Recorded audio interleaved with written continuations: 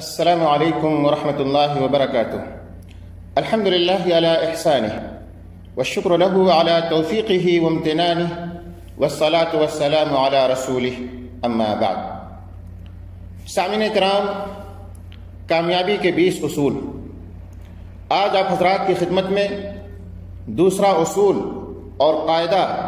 پیش کرنے کی سعادت حاصل کر رہا ہوں۔ اگر آپ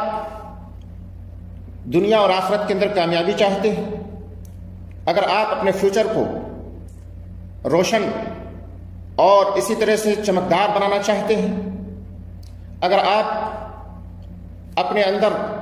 چینجنگ چاہتے ہیں، تو آپ اپنے ہدف کو، اپنے مقصد کو متعین کیجیے۔ آپ اس دنیا کے اندر کیا حاصل کرنا چاہتے ہیں،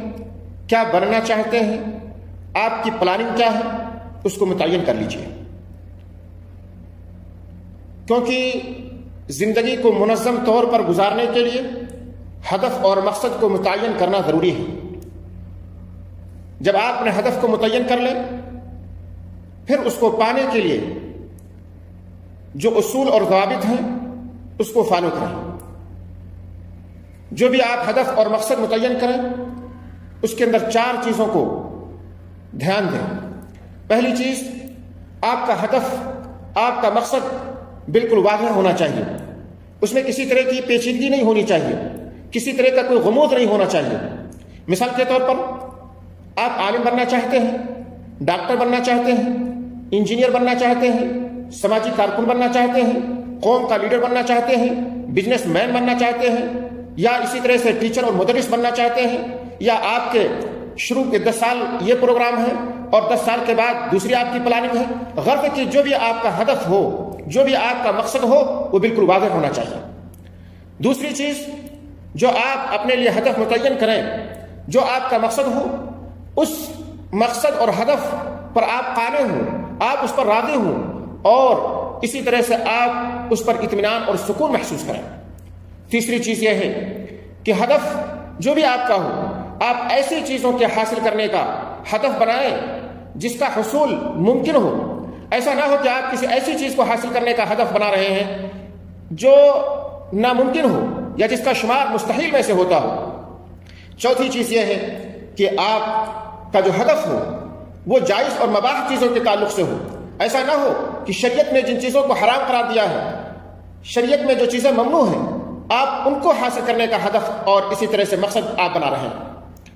یاد رکھیں دوستو، جب آپ اپنی زندگی کا ہدف متعین کر لیں تو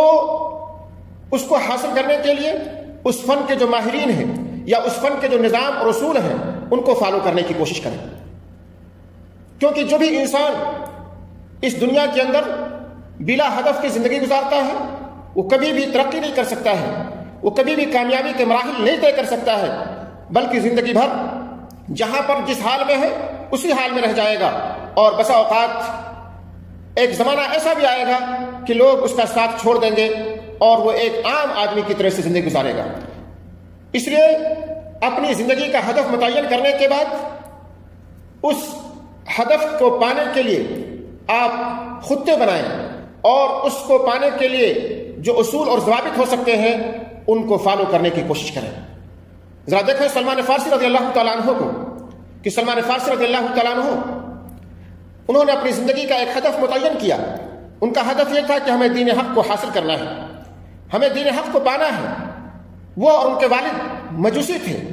ان کے والد نے ان کے پیروں میں بیڑیاں پہنا دی، جکڑ دیا گیا، ان کو قید کر دیا گیا، تاکہ کہیں ایسا نہ ہو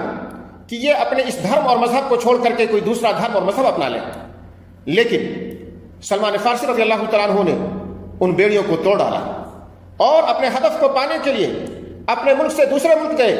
دوسرے ملک سے تیسرے ملک گئے، ایک مذہب سے دوسرے مذہب کو اپنایا، دوسرے مذہب سے تیسرے مذہب کو اپنایا، یہاں تک کہ مدینہ کے اندر یہودیوں کے پاس غلام کی حیثیت سے پہنچے ہیں۔ لیکن ان کی اپنی زندگی کا جو ہدف تھا کہ ہمیں دین حق کو حاصل کرنا ہے،